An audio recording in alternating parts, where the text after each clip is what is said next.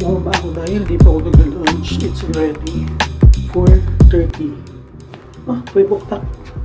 JP time. Japan time.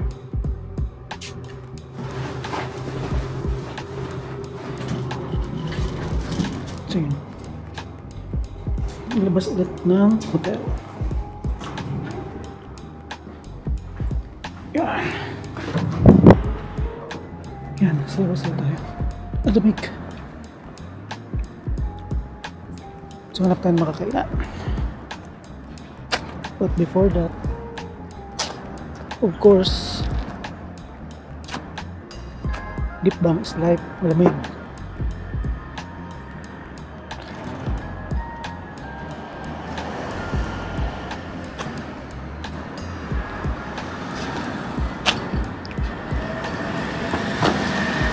It's currently,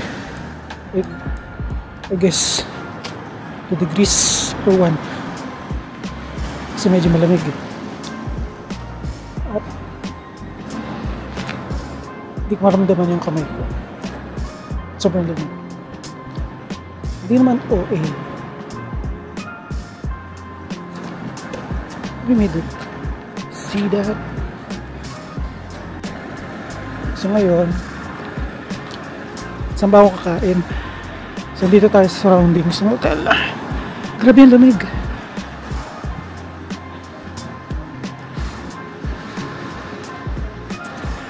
Very hardworking yung mga Japanese. Then, story time. Yesterday, may clock activity kami, diba? So, dahil very punctual, strict mga Japanese at na late lang ng 5 minutes yung dalawang kasama ko sa tour, iniwan na sila. O, diba? So, dapat here, kahit 1 minute late, is iiwan ka talaga nila. If not, you have to commute. So sabi ng tour guide namin is magko-commute sila. Kung saan sila iniwan, so parang babayaran nila is more than pa dun sa binayaran nila sa Klook. Kasi yung tour is 3,700 per head. So most likely pag nag-commute sila, it will cost them 5,000 to 6,000 per head. Makabalik lang ng support. So I learned a lot from what happened yesterday. So ako pa naman is laging late minsan.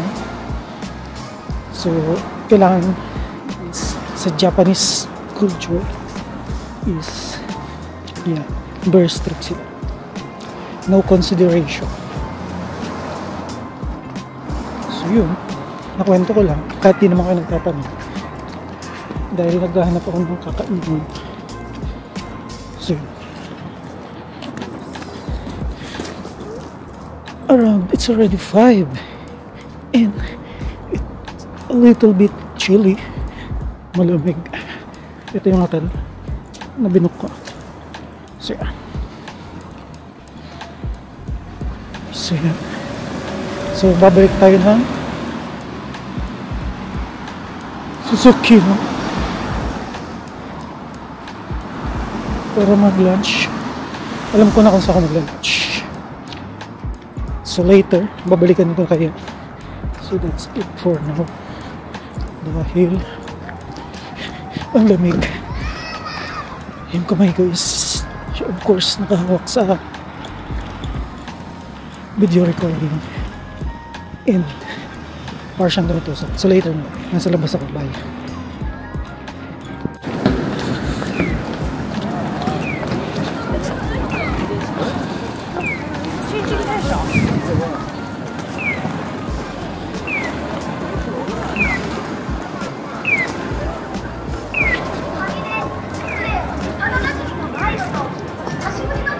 Bumalik tayo dun sa kinainan ko last time.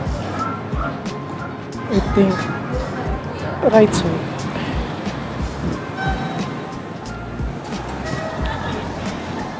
Sana maalala ko pa.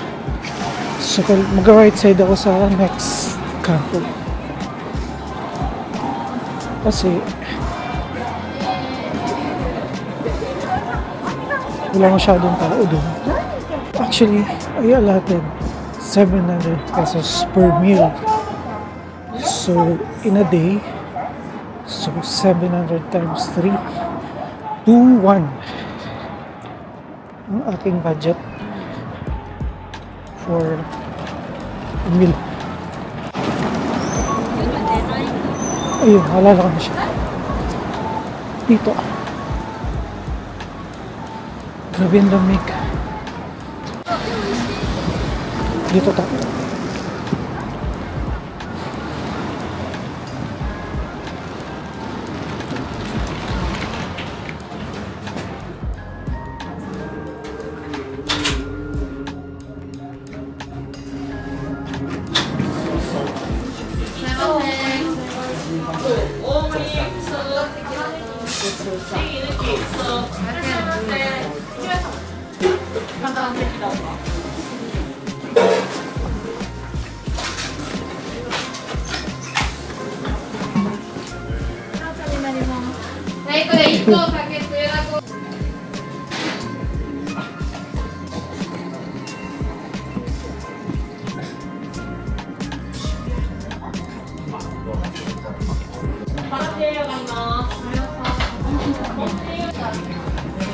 One onion.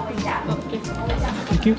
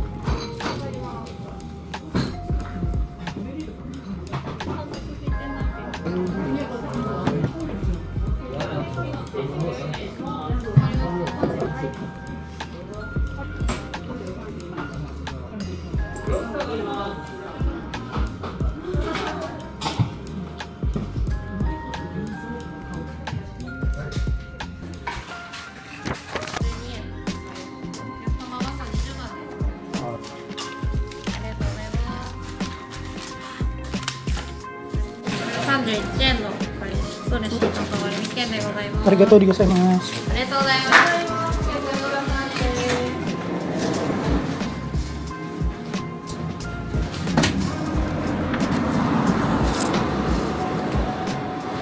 Okay, nakapag-dinner na tayo. So it cost me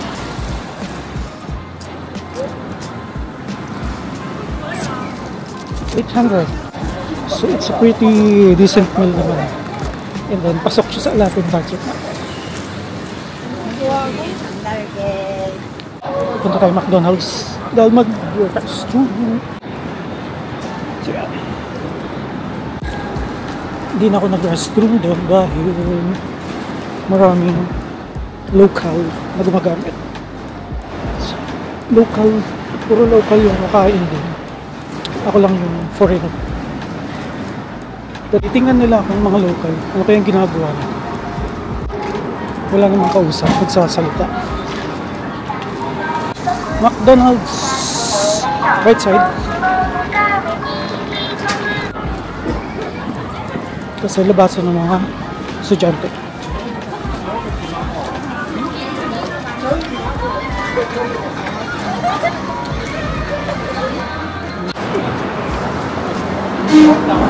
So our itinerary today is Sapporo Beer Garden. So pupunta natin siya. Supposedly dapat second day ko to. Kailangan mag-train. Pag-walk 43 minutes. Pag-train 31.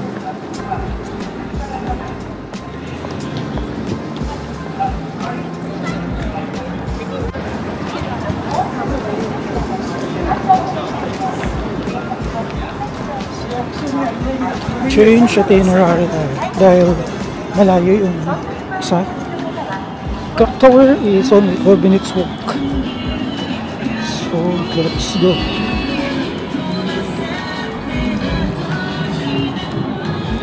Let's go. So yun yung area papunta. It's only 12 minutes walk from my location. Pero madami na.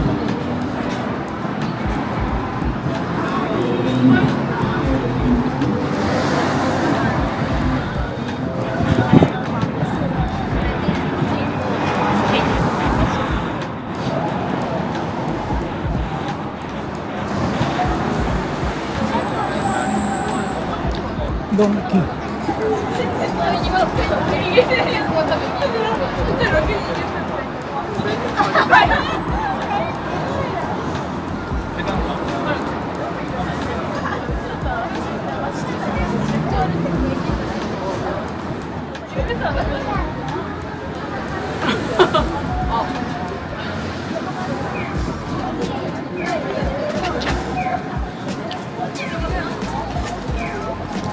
Okay.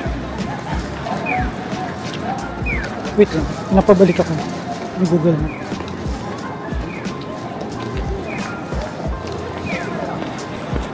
Opposite side tayo. So tama na.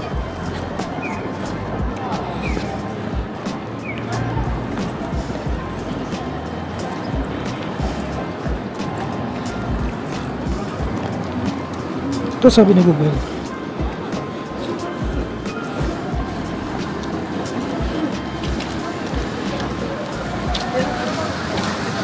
We are now on the right track. Okay.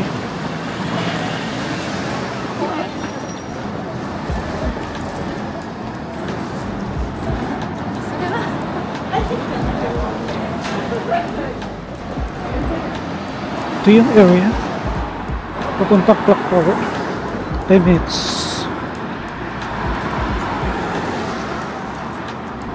Turn left. 80 minutes. Kapag nasa Japan, Google Map ang best friend. So dapat di ka mawala ng data. Or else, pag wala ng data,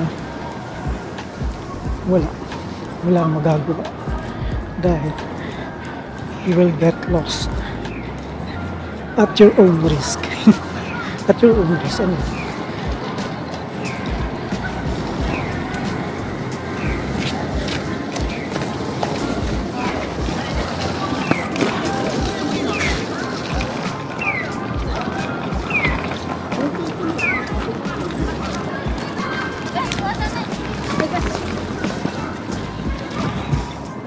Kailangan mabilis ka dito dahil mabilis lang yung timer ng green light.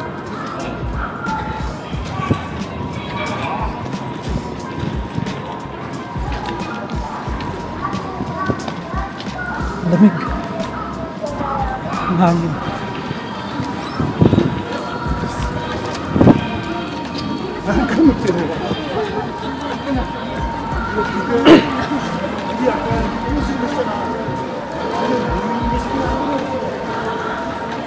Dapat pala ng face mask ako para di nila nakita nagsasalita ako ng isa. Perfect ID. Next time. Next time. 8 minutes. 8 minutes walk. So yan. Yan yung surroundings. Ayan na, green light.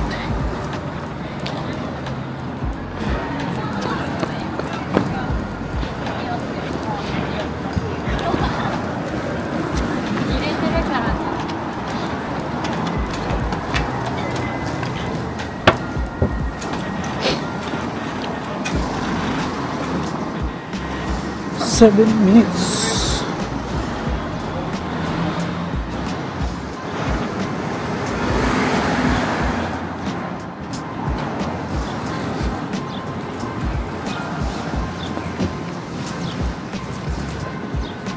Ay, butas.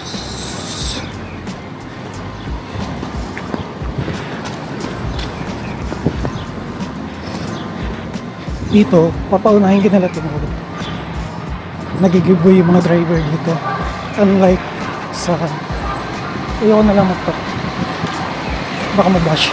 Anyway. So, 6 minutes walk. 40-50 450 meters. Ay, run.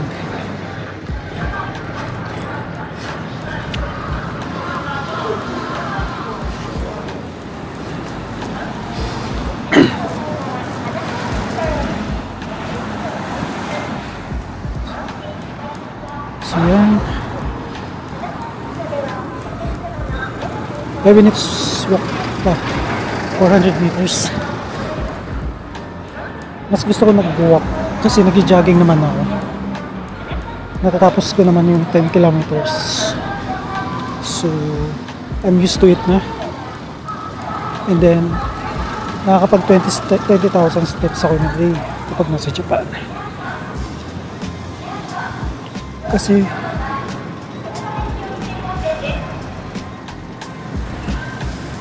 yan, titingnan nila ako.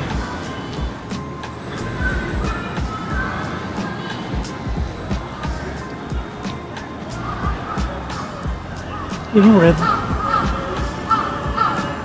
1, 2, 3. Di pa rin. Pizza.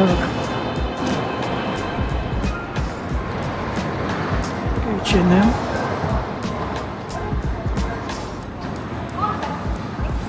Yan.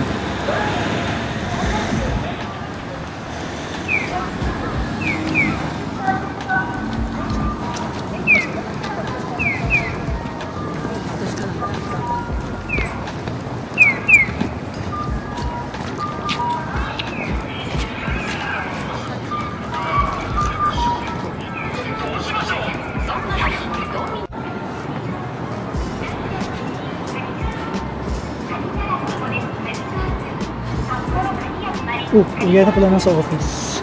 So parang nasa Central Business District ako na Sapporo. Parang siya BGC sa Philippines.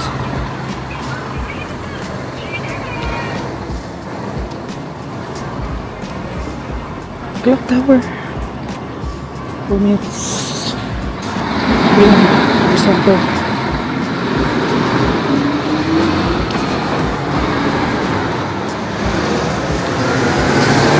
Subway.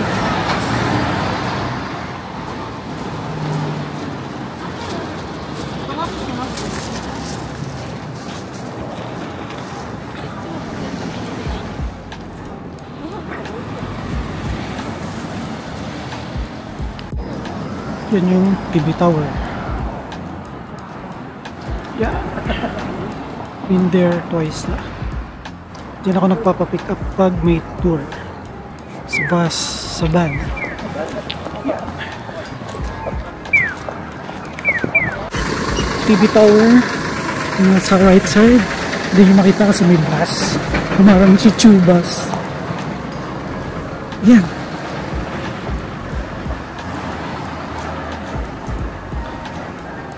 So, nakaharang yung bus. Next time. Oh. That's the TV Tower. Yan. Yan ang TV Tower.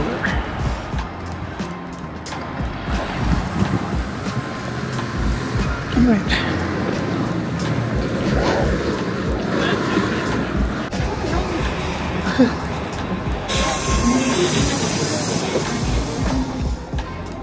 Two minutes walk. I think nandito na tayo. Within the area. Ayun, clock tower. Para siyang naka-braces. Para siyang City Hall. Parang green. Takbo.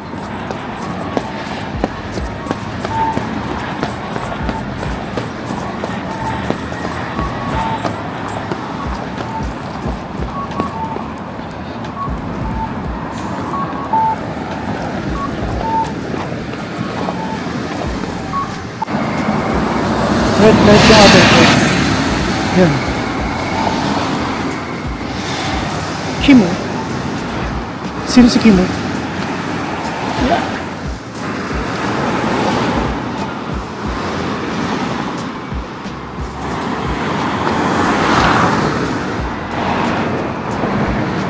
So yan yung surroundings ng sa Puro Clock Tower.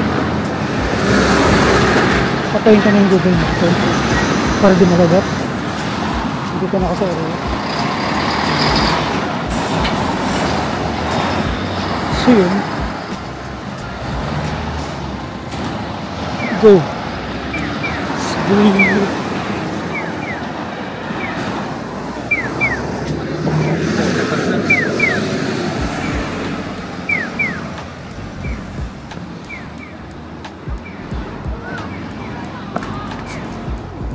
So, dito na tayo sa clock tower.